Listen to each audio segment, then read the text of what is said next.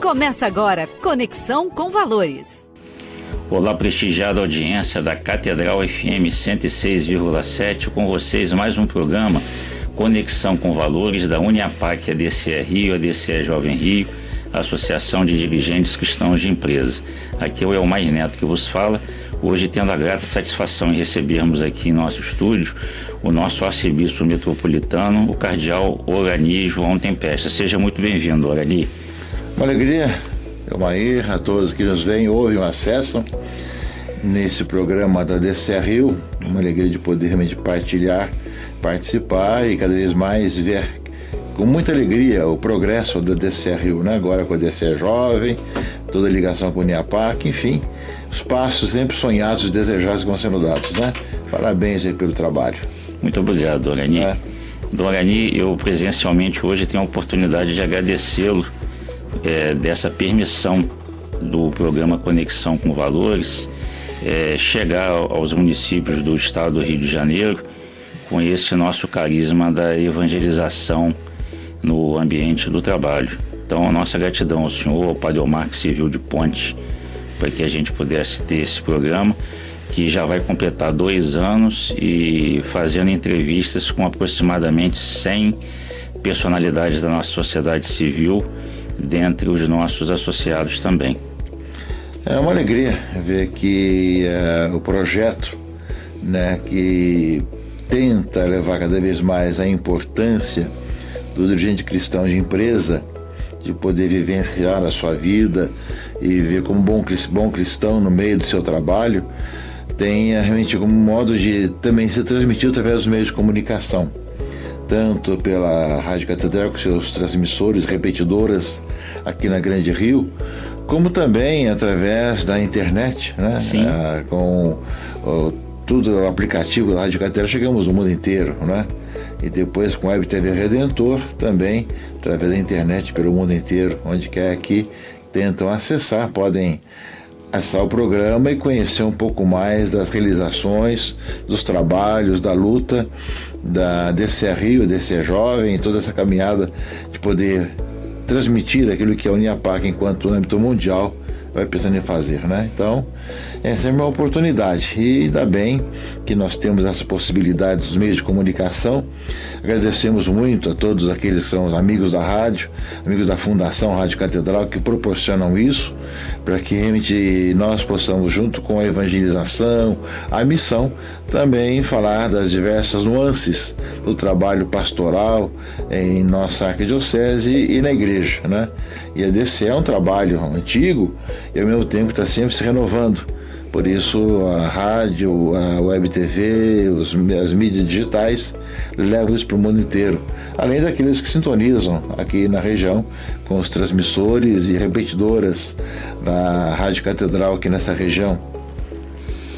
Orani, quando identificamos o nome para o nosso programa Conexão com Valores, a gente pensava num trocadilho das conexões sociais, pessoais, que permitem que a gente possa dar bom desempenho na nossa atuação na sociedade civil e os valores que a gente traz desde a casa materna e paterna.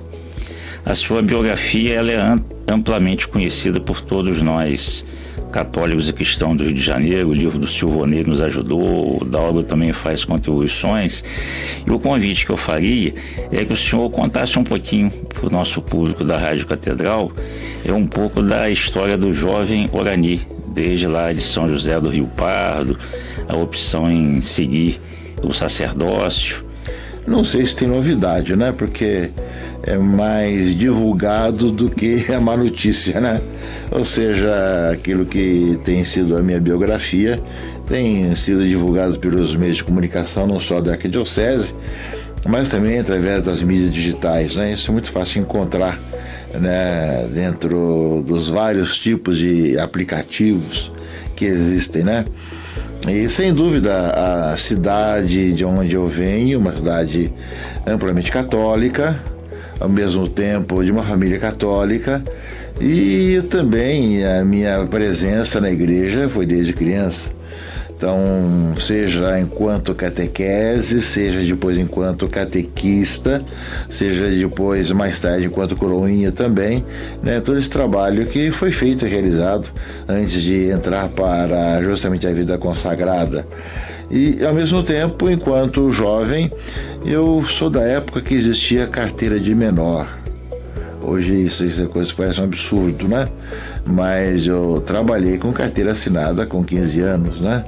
Então tinha justamente ali uma empresa na qual eu trabalhei primeiro ali justamente como assessor, depois fui para o escritório e fiquei até no escritório dando vários passos, né, passando por vários cargos até chegar o dia de deixar para poder entrar na vida consagrada, né? E ao mesmo tempo estudei em escola pública, né? Todo o tempo ali, tanto o primeiro grau, o ensino médio, sempre escola pública, até entrar depois para a vida consagrada. Então, escola pública de sair, de participar, e escola pública que era bastante exigente e que era bastante profunda e muito importante também, não é? E os pais, a família, meu pai italiano, né, italiano migrante aqui para o Brasil, minha mãe justamente com o pai descendente de portugueses, né, e indígenas, tinha toda uma dimensão religiosa muito grande também na família. Dona Arani, existia um mosteiro nas redondezas? Ali, na minha 3, 4 quadras da minha casa, e foi onde eu tive a catequese, foi onde também eu fui coroinha, foi na igreja ao lado do mosteiro, foi logo ali, né? E aí ali, depois foi ali que eu entrei e fiquei ali durante a minha vida religiosa até o episcopado. E a gente, vendo a biografia, viu como São José presente, né? São José do Rio Pardo, São José do Rio Preto. É tanto São José como o Rio, né? Rio Pardo, Rio Preto, realmente. Em Belém o Rio de Janeiro. Então, são as histórias, né, da providência de Deus que vai nos conduzindo onde quer que Ele nos chame, né? O importante é estar atento e deixar com que Ele conduza a nossa vida. E de maneira inesperada, né? Coisas que a gente não espera no programa e as coisas vão acontecendo. E, Dona Arani, o senhor teve a oportunidade de participar de um conclave pela primeira vez. E como é que a gente conversa desse elo da juventude até essa plenitude do senhor como cardeal, representando o Rio de Janeiro e o Brasil num conclave, o que passa na cabeça? Que tudo é dom, tudo é graça de Deus, né? Ou seja, ali os cardeais, quando o Papa morre ou renuncia, são eles que governam a igreja. Então, todo aquele momento após a morte do Papa Francisco, até o conclave, as reuniões eram diárias, às vezes de manhã até aí à tarde também, para escutar, para ouvir, para decidir coisas. A igreja fica entregue justamente aos cardeais. Tem lá o camerlengo, tem também aquele que é o decano dos cardeais, que coordena as reuniões, e que tudo que é decidido são pelos cardeais, que não pode mudar nada, é essencial, é claro.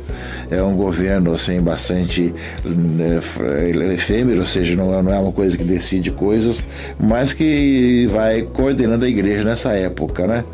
E no conclave, justamente, é um grande dom, um grande poder, ver o Espírito Santo agir e, através dos cardeais, escolher o sucessor de Pedro. E essa experiência de um networking que existe ali dentro, o senhor tendo a oportunidade de conhecer cardeais de outras realidades, outro país, é edificante? Sim, a gente já conhece antes também, né? Porque nós temos vários encontros nos dicastérios dos quais nós participamos, com vários cardeais. Assim também nos consistórios também temos encontro com vários cardeais também. É claro que no conclave são muito mais cardeais que vêm e que normalmente a gente acaba não se encontrando, é muita gente. E é claro, devido à reunião que é intensa, depois a todo o trabalho que tem, a gente acaba não encontrando com todos os cardeais, né?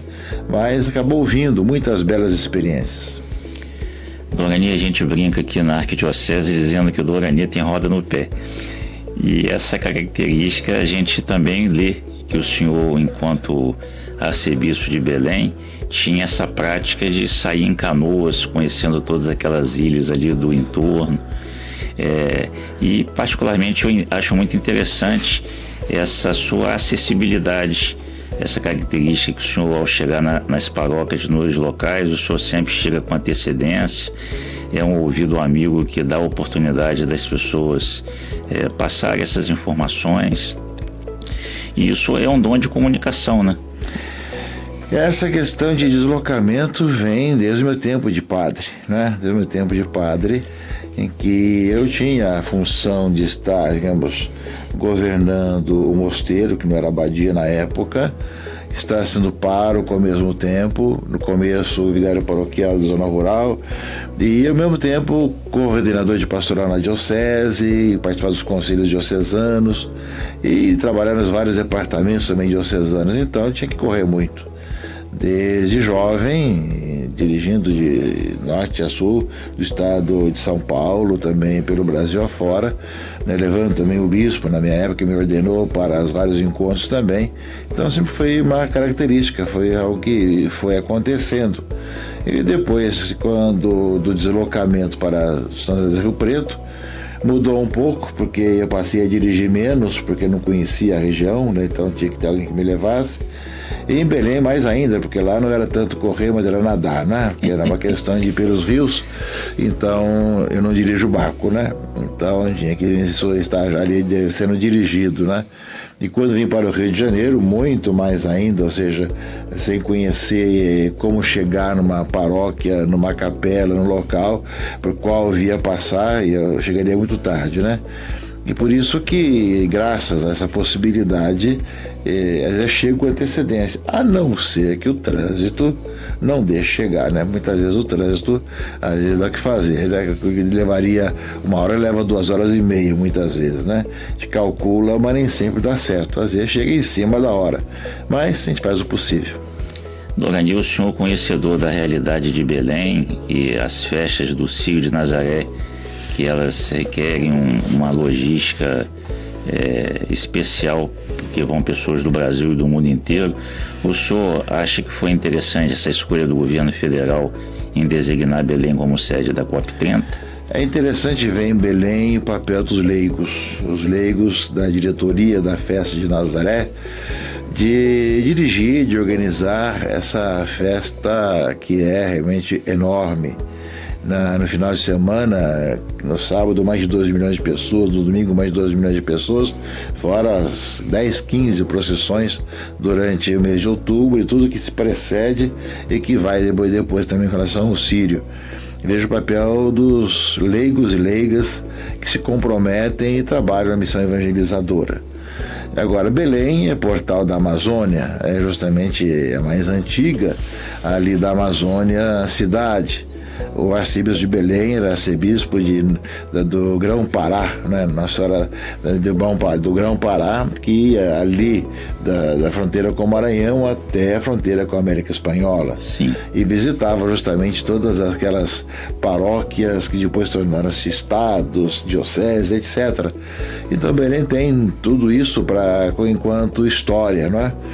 Tem história muito interessante da presença dos portugueses, dos franceses também ali na invasão, tanta coisa que marca aquela cidade, aquela região também, né? Por isso acho que falar da COP30 e falar da questão do meio ambiente, né, Belém foi bem escolhida, né?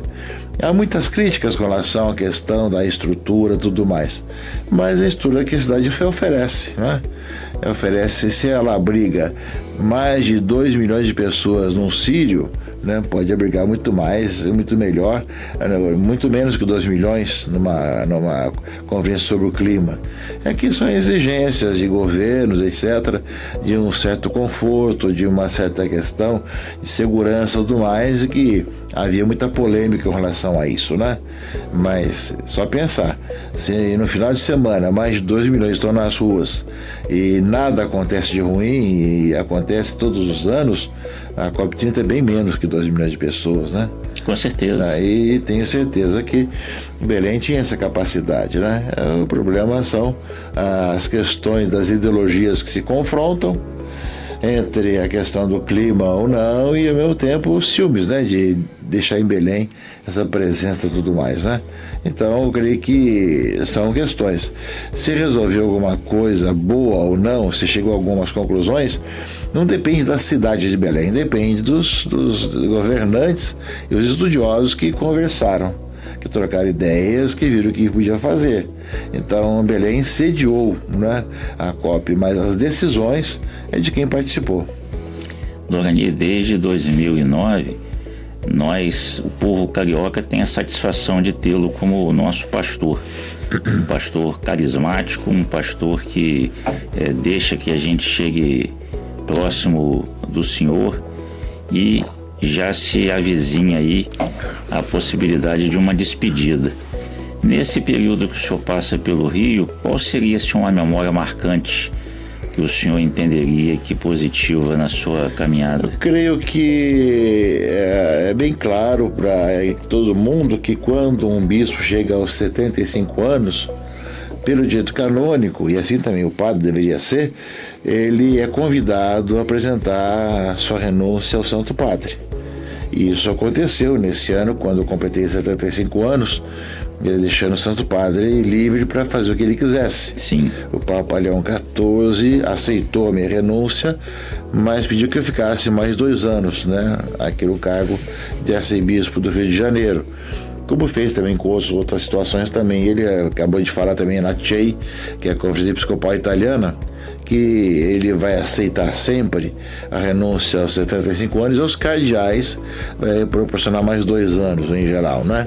Isso ele tem feito, é um pouco a norma que Leão XIV está seguindo. E ao mesmo tempo, eu creio que aqui no Rio o que o impressiona é justamente a força do povo de Deus, que no meio das inseguranças, das dificuldades, das violências, continua participando, caminhando, buscando a Deus e procurando fazer a sua parte, né, nessa cidade bela, eu falando beleza enquanto natureza, histórica, beleza cultural, mas cheia de violências e problemas, e o povo é firme e com coragem vai todo dia para o trabalho, enfrenta a fila, enfrenta dificuldades e procura fazer a sua parte, né? É um povo de fé e um povo que participa bem e é animado e feliz. O senhor acredita que o Papa Leão XIV possa vir ao Rio ainda durante o seu governo? Será difícil, né? Porque ele fez a primeira viagem agora para a Turquia e Líbano, né? Foi essa viagem à Turquia, era uma viagem programada pelo Papa Francisco para celebrar 1700 anos de Nicéia, que hoje chama SNIC, né, na Turquia, e ele foi um mês depois que estava programado, né? E ao Líbano, enquanto proximidade da questão da guerra do Oriente Médio, né? Poder confirmar aqueles irmãos e irmãs na fé. Então, eu creio que não há projeção, digamos assim, das viagens próximas do Papa Leão XIV, né?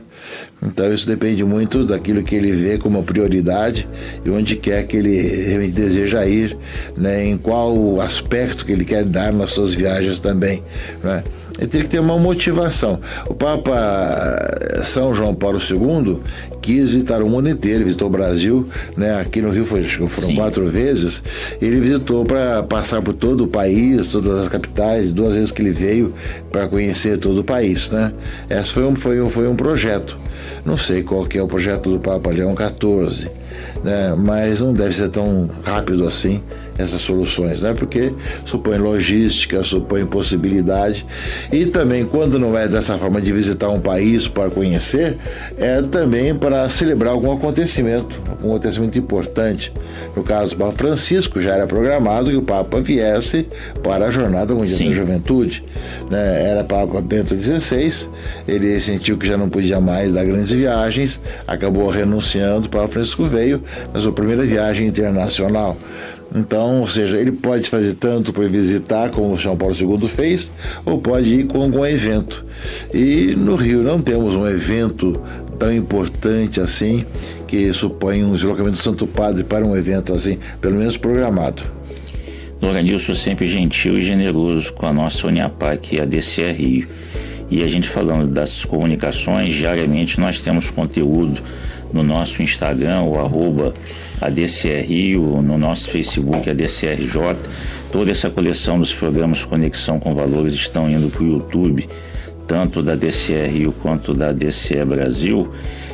Pediria que o senhor pudesse fazer um convite a todos que o seguem e sabem da eficácia da sua palavra, que possam conhecer o nosso movimento, e os que tiverem interesse em aderir, mandar uma mensagem para a gente, que a gente retorna para poder trazê-los ao nosso movimento. Primeiro, agradecer agora a continuidade da DCE. Uma das minhas primeiras tentativas, quando estive aqui no Rio, foi de ressuscitar a DCE Rio, né? Que já foi responsável pelo Brasil todo, né? Eu recordo quando estava na CNBB, eu tive vários encontros, né, com os dirigentes cristãos de empresa, né, em locais e assuntos, tive vários encontros. E o Rio sempre se destacou pela presença, mas depois, aos poucos, eu não sei bem da história, foi acabando pouco a pouco, diminuindo essa participação, e o centro não saiu do Rio de Janeiro, não mais ficou aqui, né? Então, uma das minhas primeiras tentativas foi ressuscitar a DCE, fazer funcionar. Eu lembro de que nós vimos aí primeiro os estatutos, como quem era ainda a diretoria, mas que acabou não acontecendo, né? Não acontecendo essa renovação. Houve uma segunda tentativa, né, de poder rever um pouco as coisas, retomar, e também acabou não acontecendo. Essa terceira agora está dando certo. Então, agradeço muito a você e a toda a equipe da DCE Rio, DCE Jovem, que tem levado para frente e resgatado toda essa história da DCE Rio, que tem uma bela história, que é interessante, que também no portal, no site de vocês, pudesse colocar essas várias histórias de quando foi fundada a DCE Rio, a DCE Brasil, e os vários diretores que tiveram até hoje, né, para poder realmente valorizar um pouco a nossa história, né? E ao mesmo tempo convidamos a todos, né, porque realmente aparecem muitos outros tipos de eventos hoje, de empresários, de outros mais, né, tentando ajudar com que o cristão católico dentro de uma empresa possa ter subsídios para poder viver com alegria a sua vida cristã.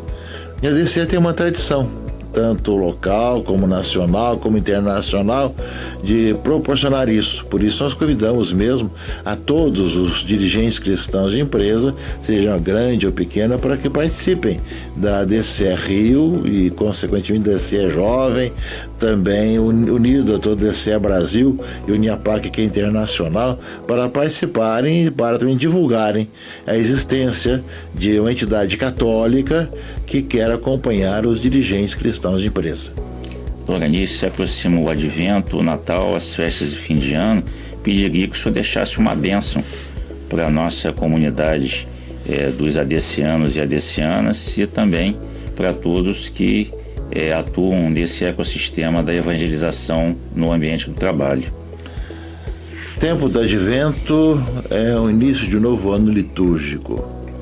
Tempo do Advento tem dois grandes momentos. De um lado, a expectativa do Senhor que virá no final dos tempos, e depois a semana de preparação próxima para o Natal, do Senhor que veio. São Bernardo, nos seus discursos, nos seus sermões, ele fala que entre a primeira vinda no Natal em Belém e a segunda vinda no final dos tempos, que nós não sabemos quando será, tem a vinda intermediária, o Senhor vem. Portanto, a cada momento que nós possamos celebrar no Advento a vinda do Senhor entre nós. Seja acendendo uma vela na coroa do Advento, seja fazendo novena de Natal, seja trabalhando para fazer nosso presépio em nossa casa, ou na cidade, ou nas praças, seja fazendo a árvore de Natal, seja fazendo a nossa novena de Natal também, que a Diocese tem, para que possamos celebrar o Natal cristão, Natal com Cristo. A razão do Natal é bem essa, né? Esse ano, inclusive, abrimos, né, inauguramos no Museu de Arte Sacra do Rio de Janeiro, na Catedral, uma exposição de presépios, mais de 40 presépios ali, de várias regiões do mundo, lembrando um pouquinho essas tradições que existem, para lembrar que Natal é Deus que vai morar no meio de nós, é Cristo que nasce, e nós somos chamados a acolhê-lo hoje em nossa vida.